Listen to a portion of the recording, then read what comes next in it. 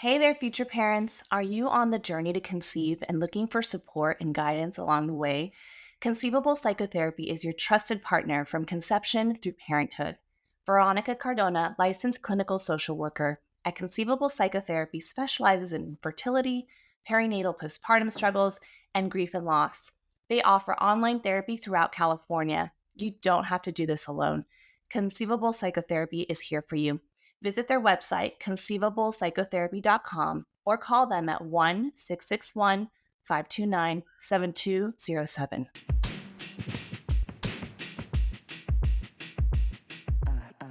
Welcome to the TeleWellness Hub podcast, where we explore ways to transform your life for the better.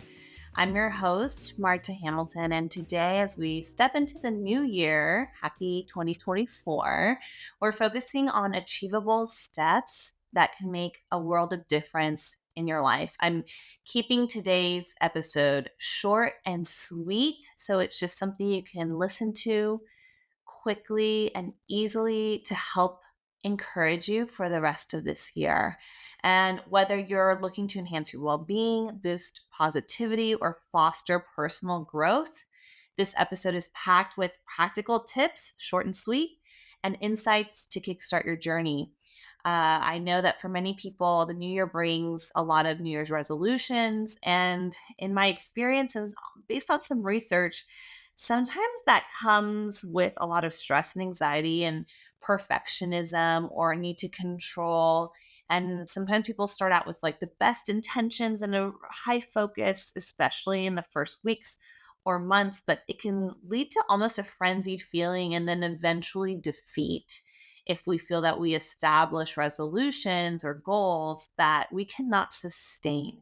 So, my intention with this episode is to really help you figure out what will help you find balance in your goals and to really be intentional in short and simple and easy and research-based tips to help you this year.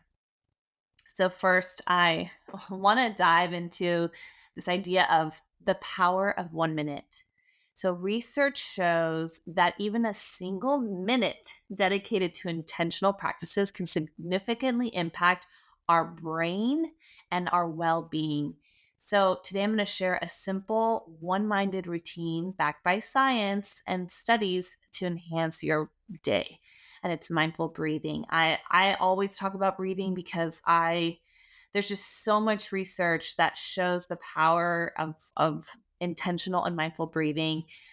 We have so many studies from brain scans, blood work and saliva, cortisol level measuring. I love breathing because we're the only ones that can control our own breath. It's free. We do it all the time, but we can do mindful breathing anywhere, anytime.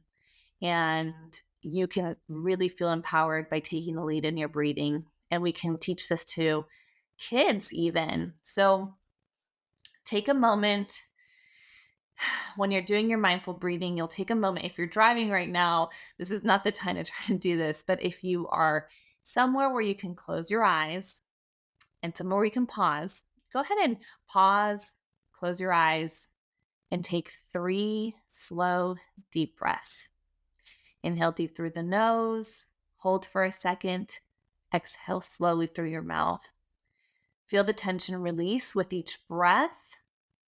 Maybe you focus on relaxing some tension between your eyebrows, allowing a moment of calm to wash over you. If you are driving and you're feeling some tension, maybe there's some construction on the roadway, you can still do this while being really paying attention to your surroundings. Just taking a deep breath in, inhaling deeply through your nose, holding for a second, exhale slowly through your mouth. See if you can release some tensions along your jaw, maybe even your tongue. Just allowing a moment of calm to wash over you. Again, inhale deeply through the nose, hold for a second, exhale slowly through the mouth. See if you can feel tension release from your shoulders, allowing a moment of calm to wash over you. Remember, it's just a minute, but it can set a positive tone for your entire day. Perhaps something you can do is when you wake up, instead of reaching over for your cell phone, which a recent poll done in the US shows that the majority of adults grab their phone the second they open their eyes and dive into social media and news and alerts about emails and work and finances. And our brains aren't really equipped to handle that kind of pace first thing in the morning. So maybe this year, your goal or a resolution could be to allow yourself to be curious about what it would be like if you do the power of 1 minute exercise for a month. It could be just January. Or maybe you decide to try this out for a few months. And what you do is you can wake up, your alarm goes off. If you must grab your phone, go to the timer section, set an alarm for 1 minute, and lay there. So in case you fall back asleep, but go ahead and lay there, take a deep breath in, hold it, deep breath out. See if you can relax, feel the tension release, feel your breath, and do that. Just breathing, just allowing your body to wake up and taking really intentional breaths, maybe noticing the temperature of your breath, maybe even setting an intention that today I will X, Y, or Z. I will try to find the beauty in the day. I will try to show kindness to someone. Today I will attempt to, drive with peace and during morning rush hour, whatever it may be. That is we can be gentle about our New Year's resolutions, right? It doesn't have to be about punishing ourselves. It could be something like the power of 1 minute breathing exercise. Because, as we approach this new year, many of us do set resolutions. And like I mentioned earlier, these goals can feel overwhelming or unattainable, and it leads to disappointment often. And so instead, I really hope that in this episode, we can focus on small, manageable changes that can lead to big results. Easier said than done. I mean, I have definitely fallen to having all of the best intentions to create a goal or a habit, and I'm not able to sustain it. So I really had to learn to focus on taking things sometimes month by month, week by week, day by day, and then adjusting. So with goals, I love the idea for people, because there's so much research on this too, is instead of saying all of 2024, we will do this, I will make sure this will be my goal that I attain, being able to focus on a month. For this month, I will focus on this. And at the last day of the month, you can see if you want to extend it or change it or modify it or focus on something else. You can fine tune it. For those parents out there, when we have kids, we don't tell them like, okay, here's your goal for this whole year. Teachers, we might have a goal for the year, but usually we break things down for kids, and even at a university or grad school level, we break things up into sections. And I want to encourage you to allow yourself the freedom to break up your New Year's resolution into sections, to give yourself that freedom. And that's not disappointing, or it doesn't mean anything about not being able to obtain a year-long goal. It means just detaching from what it may mean, or any assumptions of what it may mean to break things up into sections, and just being compassionate with yourself in that. Because if ultimately you're making a resolution for the idea of growth and change, embracing change can be really challenging. We are wired to want to stay comfortable.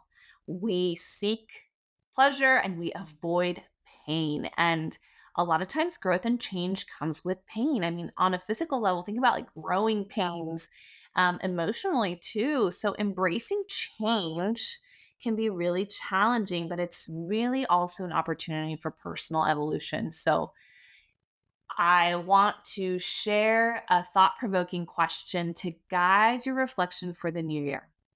What small step can I take today that aligns with the person I want to become? Consider this question daily. In fact, I might record myself separately with the daily question. What small step can I take today that aligns with the person I want to become? Perhaps you do the power minute breathing when you wake up and you ask yourself, what small step can I take today that aligns or goes along with the person I want to become? And if you consider this question daily, you can take actionable steps towards your vision.